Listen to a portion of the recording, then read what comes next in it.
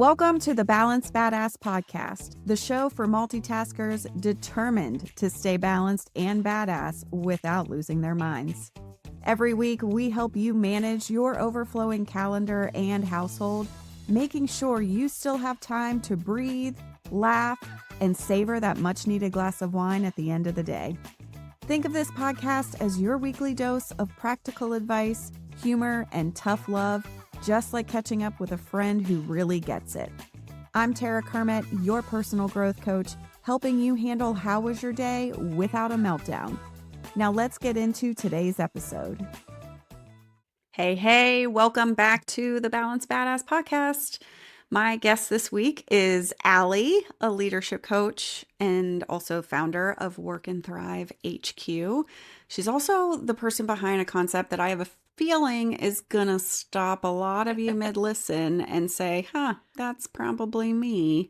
So I'm really excited. Alli and I have connected through LinkedIn and just have continued to blossom our friendship. But what I love about you, Alli, is that you work specifically with women directors and above who are done being the default for everything. And you call it the Chief Everything Officer. So that's what we're going to get into today. So, welcome to the show, Alli. I'm so excited for this conversation. Thank you. I'm super excited to be here. I mean, I'm one of your biggest fans, and Ditto. I am not running a podcast right now, so getting to be a guest and still kind of scratch that itch is so much fun. So I'm honored to be here. Yeah, well, I'm excited. So let's get started. My favorite question is always the icebreaker question, and that is, what are you loving in your life right now?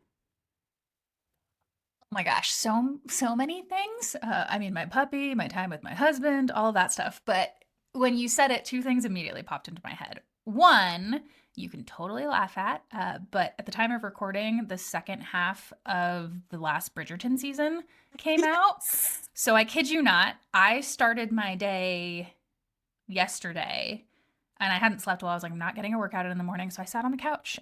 I like getting up early. So I sat on the couch and watched an episode of Bridgerton at 6 a.m. So I'm excited to watch the rest of that season.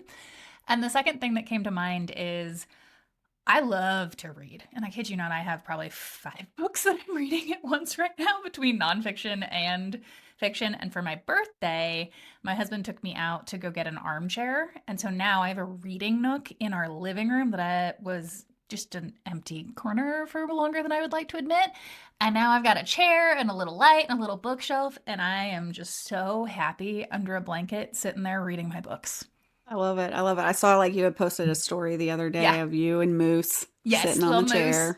And I was like, oh my God, that is that's the life, right? It's a cute just to chair be able to too. read. It is a cute chair. And it's comfy. Yeah. I love that. And yes, Bridgerton. I have not dug into it yet. Highly recommend. Maybe this weekend I'll get into it. I don't know. We'll see. But it's a very obviously great show regardless. So I've missed it. I feel like it's been way too long. Anyways, let's talk about the Chief Everything Officer because I just love this because one, you have been there and have been this person. By a fairly young age, 28 or something, you had the title, you had the team, you had the salary that we all dream of, and it wasn't all it was cracked up to be, based on what you've shared. So what was that moment that you realized something had to change and that you were kind of operating in this Chief Everything Officer mindset? I didn't have a term for it at the time. I literally came up with this name for it, I don't know, a couple months ago now. But yeah, by 28, I had a director level title. I was running a team. I made 6 figures. I was important, or so it felt. And yet I also became a director in the middle of COVID. So there were people who were let go. I was in a matrixed organization. I got promoted. We were understaffed. There was uncertainty left and right. And I call myself a recovering people pleaser and a recovering perfectionist. And so as it was less recovering then, let's be real, those parts of me came out because I've always been ambitious. I've always been a high achiever. I was like, I want to do well. I just got promoted. These are all the things that I'm going to do. And that meant that I was trying to pivot our entire event strategy from in-person events. You can't do an in-person event in the middle of COVID to virtual before anybody knew what Zoom was. I think Skype was still more of a thing. Oh, Skype. Yeah. So I was R.I.P. trying to change everything, and we were understaffed, and I went into the mode of like, okay, well, when the ground's unstable, usually humans do this thing where we try to grip tighter. We do more because it feels like control, it feels safer. So that's what I did. I was working around the clock. I was always available. I was treating my husband like a roommate instead of a husband. He is incredibly patient and a wonderful human, but that is not the proudest moment of my life. And for me, I wish I could say there was one giant moment that was a wake up call. And there was a pretty big one, but it came a lot later than I would like to admit. Like, there was a point in time where I worked 2 months straight, every single day, so including Saturday and Sunday, without taking a single day off. And yes, there were some cultural and business expectations baked in there, but there was a lot that I was putting on myself pressure wise as well to do, be, handle all the things. And so at one point, here's a little story for you. We had a new friend group join our friend group in winter. Her name's Carissa. And normally in winter, we go skiing at Mount Bachelor every weekend. It's 30 minutes from my front door. And so 4 weekends in a row, my husband and all of our friends go skiing with Carissa, and I never go because I'm either working through the whole weekend or I'm so tired from working the morning of a Saturday and a Sunday that I don't want to do anything. I just want to rot on the couch. And so I kid you not, he comes home one day. I am laying on our bed, staring at the wall or at the ceiling, going, is this what a director is? Like, what have I succeeded my way into? There's got to be a better way. This is not okay. I was waking up at 2 a.m. thinking about work all the time, all the things. And he comes home and it's a joke, but he's like, so Carissa said something today. And I go, what? I haven't met this person yet. And I guess on a chairlift, she turns to him and she goes, hey, TJ, I know you say you have this wife named Alli, but I think you made her up. I think she's a figment of your imagination. And like sitting here now, I'm like, that is so comical. Like, oh, yeah. And the fact that she would even say it just makes me laugh. She and I are good friends now. I did actually meet her. I got my life together. But that was really one of the biggest turning points for me. And he went downstairs to go make dinner or tea or coffee or something. And I pulled out my phone and I was like, okay, I've heard of this platform called BetterUp. I need help. So literally right there, I paid for my own coaching. I signed up with a workplace well-being coach and was like, I need somebody external to help me figure this out because clearly I can't do it by myself right now. That was my biggest turning moment. Yeah. What a moment to be like, am I a figment of my husband's imagination? And he might have even felt that in some way, shape, or form, right? Sometimes. So he was worried about me. And like, absolutely. Like, this is not worth waking up at 2 a.m, being stressed out all the time, like checking your phone like you're addicted to it or you can't put it down. Yeah. When you think about it, like when you're at that age, right? I mean, you still have a lot of years left in your career. So if that's what life is like for the next 3-4 decades, I was like, I can't do this. Holy nuggets. This can't continue. Like, there's got to be a better way. Yeah. Yeah. So let's get into this now, what you call the chief everything officer loop. So essentially, right, you say yes by default. Many of us can relate to that. Many of us step in because it's just easier and faster if we do it. Therefore, you defer your own priorities and stay constantly available to your team and everyone else. And then all of a sudden, here you are. You're so deep in it, you don't even know who the heck you are. And you don't know how to climb out. Which of those 5 steps, because that's really what kind of you have developed for us, which of those 5 steps do you think is the sneakiest? Like, which one is the one we got to keep an eye on? I don't think I'm allowed to say all of them. Correct. Like, they're all sneaky in their own way. Like, saying yes cascades, doing your team's work because it's easier, faster, creates a whole host of problems. If I had to pick one, what I would go with is the being constantly on or always available. The others are a big issue, but that one I think is the sneakiest because it feels like good leadership. It feels like you're in control. You often get rewarded and thanked and appreciated for handling the thing, for jumping in quickly, for responding fast. And there's a time and a place for that. Like, yes, there are times where you need to respond quickly. We'll set that aside for a minute. But when you are on all the time, and when, like me, there's almost this like I'm staring at my phone on the screen or on the table right here. It's almost like this compulsion to like, ooh, I need to check it and see if anything's gone wrong, or ooh, did anything else come in? Your brain never turns off. And if you can't turn your brain off and you can't take a step back, one, you're stressed all the time. Two, to put it in different terms, your nervous system never gets a break. So you are at a physiological level heightened all the time. And three, because of those things, you're never going to be able to take the step back to actually realize, here's what I need to do differently. Like, I was so deep in it that I couldn't get out of that space without somebody else helping me and without me going, okay, I need some boundaries around this time that felt terrifyingly scary to put in place at first, but actually made me better at my job. So that's what I would go with. What would you say? I know it's my cycle, Oh, but you if you had flipped to this pick on one, me. I did. Okay, let's see.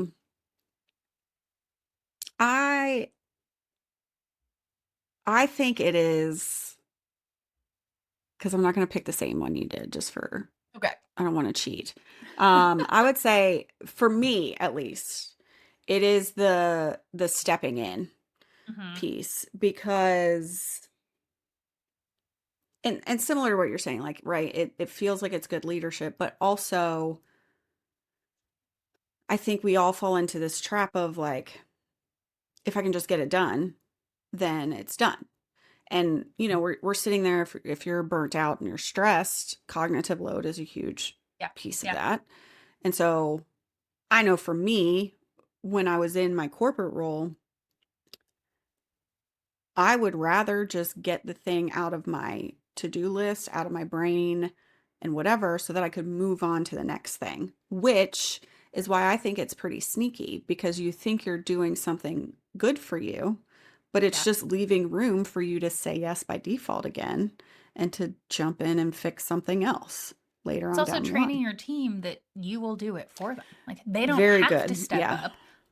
Allie's going to keep doing it, so I don't need to get better at this. And then you just keep having this cycle of like, sure, it might be faster in that Mhm. immediate moment, but long term, you're basically screwing yourself over and you're keeping your team from learning and growing. Yeah. Yeah. And I will often talk with my clients, because a lot of them are in this like middle management or upper management Yeah. positions, and they're doing that, like, constantly available. Mm-hmm. If their people are struggling, this is also, I think, a thing, right? You don't want your people to feel the burnout that you're feeling. So you just feel like it's my duty to sponge it for them and to absorb it. But that's teaching them that burnout is okay, and that's what we do around here, And because this they're is what, watching quote, you. good leadership looks Right. like when that's not true. Yeah, Yeah. they're paying attention to you, whether you like it or not. But also, I'm constantly like, I just need you to pause on your responses. Don't go into Slack and be the Slack team hero. Don't answer all the questions. Give them a hot minute to figure it out on their own, because if you're not available, they're they're capable. They will Mm-hmm. figure it out. Like, pump the brakes, people. Yeah. So, That's such a good point too, because that was part of my experience of like, I'm burnt out. I don't want to burn my team out. I'm afraid of that. So I'm going to hold on to more. Part of it was it's easier, it's faster. But the second layer at a different point in time was I don't want them to feel the way that I'm feeling. And I mhm. have a VP right now who's made this shift. When she came in to work with me, it was the same thing. She's like, I'm burnt out. I'm exhausted. She was literally like, I need my sanity back, were the words that she used. I need my sanity back. I need to have laughter and joy in my life again. And she was holding on to a bunch of work that shouldn't have been hers because she was afraid of burning her team out. And yet, when we start shifting those things, which takes time and there's a whole process, her team was actually excited to take on more. And all of them feel better now in this process. Yeah. Yeah. Well, I think some of this too is part of that identity Yeah. piece, right? So, a lot of us are tying so much of our identity into being the one who can do everything, who can fix everything for everybody. And, you said this earlier, right? We get rewarded for it. Like, I always loved when my direct reports were like, "Oh, you're so helpful. Thank you so much. You're the best boss ever." And I'm Yeah. like, "Yes, I Yeah. am. Thank Why, you." thank you. I'm so glad you agree. Yeah.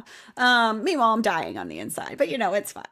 So, how do we, because this is something I work with folks day in and day out with, how how do you help someone start to detangle their identity and their self-worth from their workload? Like, what are some recommendations that you have for that? Because I'm always looking for help with that too.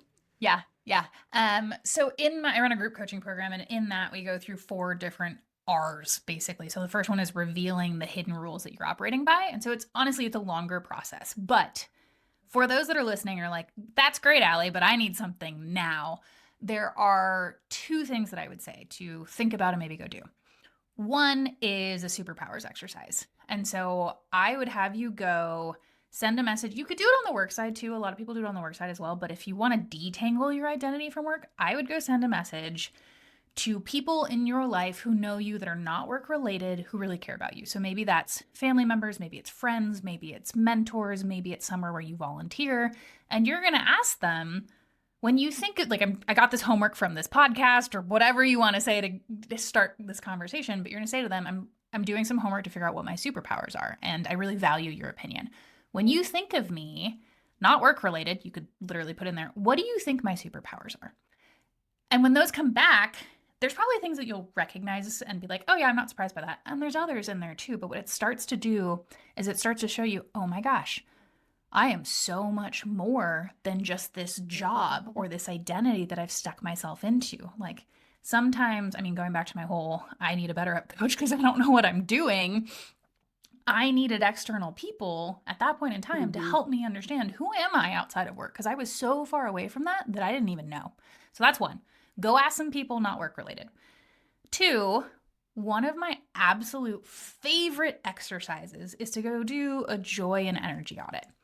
So if you have a piece of paper, I want you to take out a piece of paper and you're going to have 3 columns. So the left column is going to be activities that bring you joy and energy in your personal life. So for me, that's dance classes, cross-country skiing, reading books, cooking, date night, shopping. Honestly, I really like to shop.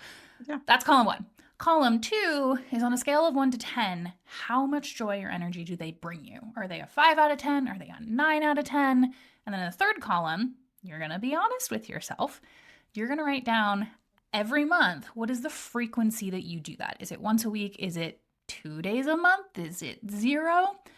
And what happens is once you're done, you have this piece of paper in front of you and you go, ah, crap, I'm not doing any of these things. Or I'm doing this one really well, but these 3 things that are 9s, I'm not doing at all.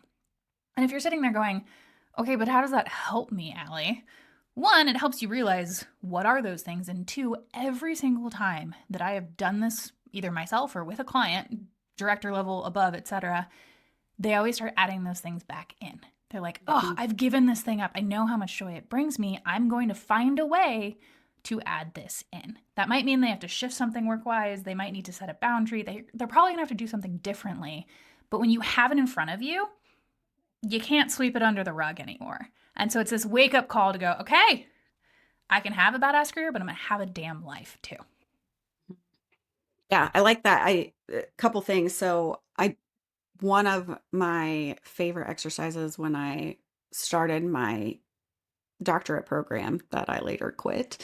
There's a story there I'm curious about Yeah. later. Okay, continue. But I took a leadership course, and one of the exercises, it was called a reflected best self exercise. So it was very similar to what you're doing. Like we had to pick, I think it was like 5 people from different facets of our life. So we could pick a few professional folks, but also like I chose some like high school friends and those kind of things, and just asked them to write a story of when I was at my best self. And Interesting. the stories that came back, and what I loved is that they were written. So they're things that I have now put in my Yay Me folder that I can revisit whenever I feel like I can't do something. When that imposter syndrome comes in, that's usually when I rely on those. But what was cool was being able to see the themes that came out from different types of stories. And if anybody has listened before, they probably heard me say this, but like what was the wildest thing to me was how many stories I had no recollection of. Like, I do not Yeah. remember that thing happening, but my friend or colleague or whatever, like, very vividly remembered like the full on details. And I actually, one of my best friends from high school had told this lovely story. She wrote like a lovely little narrative about how I helped her. She wanted to try out for cheerleading, and I helped her, and I was so patient with her and all that. I do not remember a lick of it. Okay. And I have Yep. never told her that I don't remember, but we were visiting with her like a couple months ago, and I was like, I gotta tell you, I don't remember that at all. And she was like, what? She was like, oh my gosh, you were amazing. And like, it just goes to show that you never know what other people are picking up on. So it is really helpful to get that external perspective. Yeah. Um, and then I want to add another, because I love these two exercises. I want to add another one too that I think adds to that last like joy and energy audit. I always encourage folks because you get the question of like, "Oh, hey, what do you do when you meet someone new?" right? And we naturally are going to be like, "Oh, I'm director of blah blah blah," or "I'm I a help VP of people live hibbity happier who and what." healthier lives. Yeah, like whatever. And I'll say like when I quit my job and I started going to like networking events and people would ask me that question, I literally was like, I don't know. Yep. I don't even know what to tell you. So I now encourage folks that they have to come up with 5 responses to that question that are completely unrelated to work. Mhm. They don't even have to relate to an identity, but if they do, great. And what I make them do is stand in front of a mirror and And practice practice. saying them, because the brain connecting to like you saying it and you seeing yourself saying those words is one thing. It becomes more of a patterned response, but also back to this joy and energy audit, you start to identify as someone like if I said I enjoy dance because I do like to dance as well, then if I'm not dancing, I'm not living up to that identity. So then it starts to trigger in your brain like, oh crap, I identify as someone who enjoys dancing, and yet here I am I'm not doing the not. dang thing. Yeah. Yeah. I think So, one of this circles everything that we've talked about, and how you get there could be the joy and energy audit. It could be different things. But I think one of the most important things for untangling your identity from work is having hobbies and relationships outside of it. Like relationships are one thing, but I think hobbies in particular, especially when you're starting out with this, hobbies that require your full brain. I was talking to somebody yesterday who started knitting. Like, you can't not think about the next stitch or how to cast on uh, or off, or I don't even know what the terms are when you're learning something new. Or in my case, it's like, I can't not think when I'm going to go do a sprint workout because I'm going to break my ankle if I'm not paying attention. And so, have a hobby outside of work. And if it's really hard for you to disengage that identity or turn the brain off, ideally make it something where your brain is engaged in something else. yeah, forcing that pattern interruption again. Mm-hmm. Yeah.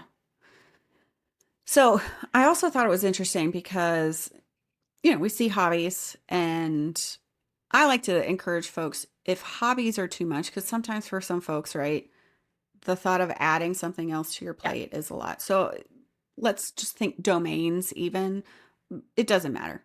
But hobbies, domains, whatever, those are often like self care pieces, right?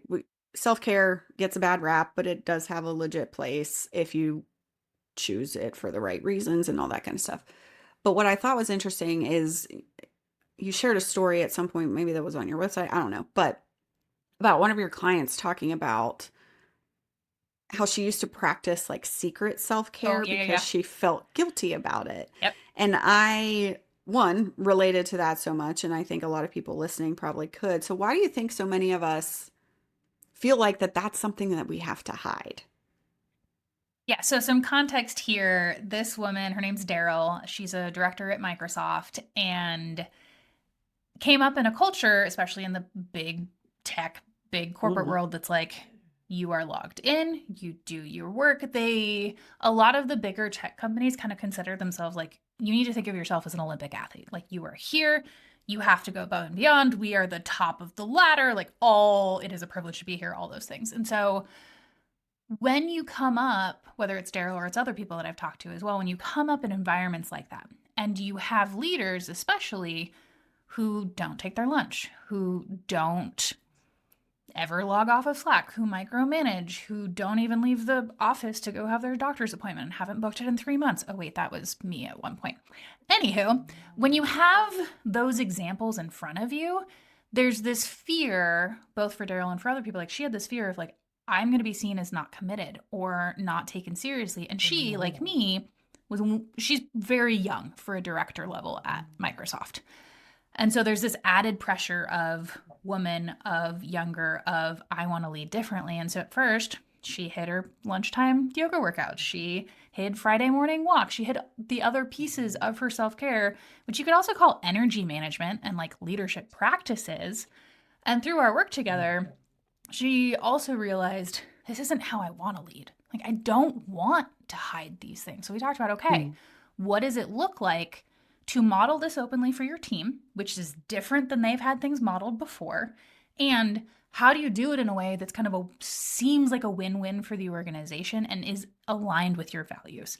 And so she was like, hey team, I've been doing these things in better words than this. Surprise! But I think this is an important part of leadership.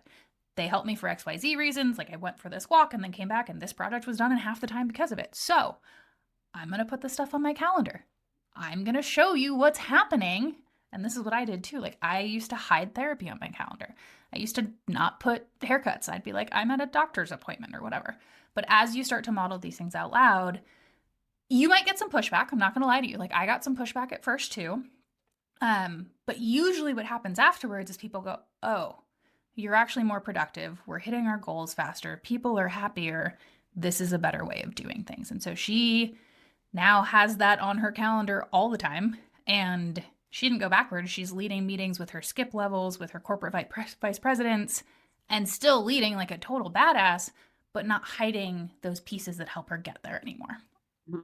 It's also, one, it's modeling that this can be done. And honestly, like if somebody reporting up to a director, a VP, a whatever, if you can see someone that high level doing it, that clearly makes permission for someone else to do it, but also just shows it's okay to advance to the next level. Because I hear a lot of times people are like, I don't want to advance to the next level because I've seen what the next level looks like and I don't want it. So that's also just general. Not only does it help your productivity and your ability to do your job well, but it helps with the kind of pipeline of leadership too. So that was interesting, you bringing that up. But I also like that, yeah, put what you're doing, because that's also showcasing to other people who might not know what to do. Like, oh, maybe I should try a walk during lunch. Yeah. Or I love that you put therapy on your calendar. I have always done that. I'm a big proponent of therapy. I'm like, everybody should go to therapy. But it wasn't like, I would talk about it, but it wasn't on my calendar. Right. And then I was like, screw this, I'm putting it on my calendar. And then I made a LinkedIn post about it that got this was years ago at this point, but got the highest amount of impressions I'd ever had. And I worked in social impact, and I had like the VP of the Morgan Stanley Foundation and somebody high up at Hasbro and Subaru, like all of our clients going, wait a minute, this is inspiring. I'm going to do this too. Like, it's huge. Yeah. And it levels the questions and the concerns that folks might have. And that's what, no wonder culture felt better. Folks were doing better because you're creating a psychologically safe space to be able to bring your full self to work. I have one last big question, and then we'll get to the final question. So we've got leaders listening. You deal with them on a regular basis, talking to them, encouraging them. What do you want folks to know is possible when they stop being this chief everything officer and they stop being the default for everything? Like, what's on the other side of it? Oh my gosh, so many things. So I already talked about the VP, Alice, who came in and was like, I need my sanity back. I need joy and laughter. Like, I need to basically, my words, feel like a freaking human again. And so she went from chief everything officer, like she'd been rewarded, promoted basically her entire career for sitting in that role, for doing that job. It's not a title, but it's like how you operate. Mm-hmm. And on the other side now, actually that's not public, so I can't share it yet, but she Her team is a 14% increase in revenue over their whole project. She's spending more time with her husband and her kids. She's having dance parties in the morning with her son before work. Her team is taking on more work. She's presenting to the board. Like, there are big business changes that are happening, but she's also happier in that process. And, like, as an example, this fundraising event that they run where she got 14% increase in revenue year over year, normally, the week leading up to that is just hair on fire, panicked, everything has to get done. She runs that team, there's a lot to do. And this year, for the first time, she was out of office all day Tuesday before that event and was like, one, never thought I'd do that. And two, whoa, like, my team's handling it. I'm not freaking out. So there's a very different feeling. And I've got different clients that go, a lot of them, honestly, this isn't even one of the outcomes that I really talk about from my program, but 4 out of the last 6 people that I've worked with have all gotten promoted. I was like, huh, I don't run a promotion program. I run a program in leadership of like, let's get you out of chief everything officer into strategic leadership, even at your same title. And 4 of the 6 have gotten promoted. So it's promotions, increases in revenue, but it's also things like Susan started to learn to bake sourdough bread and loves it. And she was having a hard time getting around to planning her son's wedding, and then shifted and was able to be there, help plan the thing ahead of time, and be fully unplugged from work. And so it's this combination of leadership benefits to yourself, like promotions, raises, increased scope, speaking opportunities, whatever. Business benefits, like Cassie had a 77% increase in event attendance, and their backlog for customer service is 0 now. But it's also the personal side of hanging out with family and friends, sleeping again, not checking Slack in the morning, and having that time to work out or read a book. So it covers these 3 phases of like leadership, business, and personal life. Love that. Great segue into my last question. So this podcast, as you know, is all about balanced living with badass results. How do you define being a balanced badass in your own life? So if I'm being totally honest, that definition is something that I'm still working on and tinkering with as a business owner now. Because I'm like, this is new. I never thought I was going to be an entrepreneur. I had no interest in it. My husband he's owned a marketing agency for 9 years. And I was like, nope, I'm good. That sounds awful. So joke's on me. But when I was a managing director in the corporate world, it was really about, I want to be damn good at my job. Like, I want a team that exceeds our goals, words are hard, that enjoys what they do, that want to show up to work where I know them on an individual basis. I want to speak on stages. I want to increase our revenue. I want to grow our programs. I want to scale things. Like, that was the work side. And I want to have a damn life outside of work. I want to have boundaries around that time. I want to go cross-country skiing at 6 in the morning because I feel like it. I want to take 5+ weeks of vacation that are work-free, which I did. And I want to have both of those pieces. And so now, as an entrepreneur, it's a little bit different because I'm like, well, this business currently relies on me. So I have taken, like last year, I took a week-long work-free vacation, and then I had, I think, 2 or 3 weeks off over the holidays. But it's different. And so I'm like, okay, badass is I am in growth mode. I'm like, how do I find the right people? How do I connect with the right people? What does it look like to really help women at different levels and run my program? Love that. And the other side is, all right, I have at a minimum 1 day off of work a week because I'm also writing a book. So that often happens on Saturdays.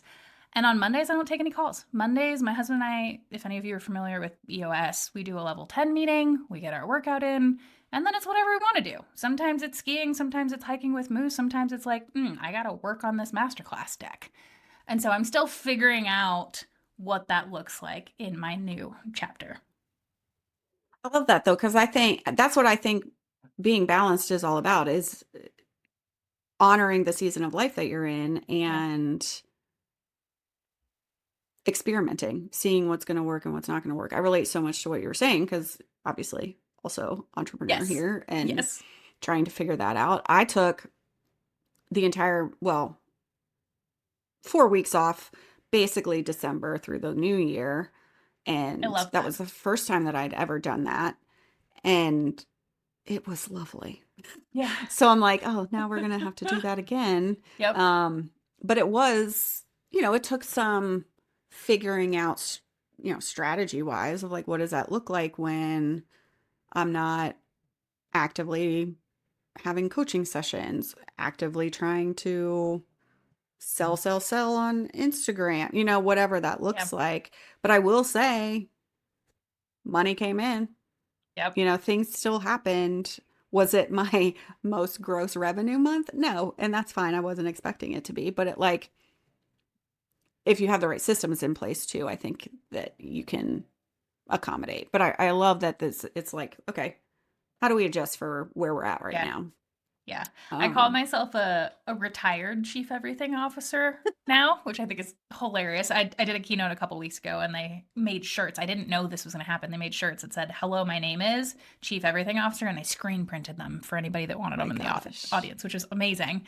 But what your story in December reminds me of is I did what I call like minimum viable December this year. So I took 2 or 3 weeks off. I think it was 2 weeks. It was 2 weeks towards the end. But before that, it was I'm going to do the bare minimum that keeps things running, that keeps me growing, keeps this and that happening without everything else. So I worked like half days most of December. And to your point, nothing like ground to a halt. Like things actually moved forward in that time, which kind of reinforces this whole chief everything officer loop. When we step back a little bit, when we don't clench as strongly, we think things are going to fall apart. And usually, as long as you do it well, the opposite happens. Yeah. Oh, Allie, I feel like I could talk to you for another 2 hours, but I Next don't time. know how many listeners we would have at the end of those 2 hours. But I do want to pause here and just make sure that folks know how to stay connected with you. So where is the best place for them to connect with you? LinkedIn is probably the best. So I'm Alli Murphy on LinkedIn, and it's Work and Thrive HQ. The and is the ampersand Mhm. Say symbol. words. So They're I know hard. words are hard. So you can find me there. I also just started on Instagram, which has been super fun, like ridiculously fun. And Yay. it's Alli Murphy there. And on both of those places, you can find the link to my newsletter, which is the Thrive Report. And you can get 3 weekly leadership moves for how do you move from chief everything officer to strategic leader. So tangible pieces that you can go implement. I'll be sure to link everything so folks can go check it all out. Definitely follow her, obviously on LinkedIn, but on Instagram too. Support her effort because I'm very excited that she's on the gram, as us You're old a people big part of say. the reason I'm there. I was like, ooh, this is fun. And you shared your thoughts with me. And I was like, all right, we're doing the dang It thing. is fun. So yeah, I'll make sure everything's linked. Thank you so much, Allie, for being here today. Really appreciate Absolutely. you. Thanks for having me. So, if anything resonated with you while you're listening, I hope that you'll share it with someone, share the love, but also subscribe. Feel free to email me or DM either one of us and let us know what you're taking away from this. And as always, thank you so much for dedicating some time with us today. We really appreciate it. And I'll be sure to catch you in the next one. So, take care, friend. Thanks for hanging out with me on the Balanced Badass podcast. I hope today's episode brought you a little more balance and a lot more badass in your day. If you enjoyed this episode, be sure to subscribe, share it with a friend, and leave a review. Your support helps more multitaskers like you find the show, and I'd really appreciate it. Until next time, take care of yourself and make good choices, friend. I'll catch you next week.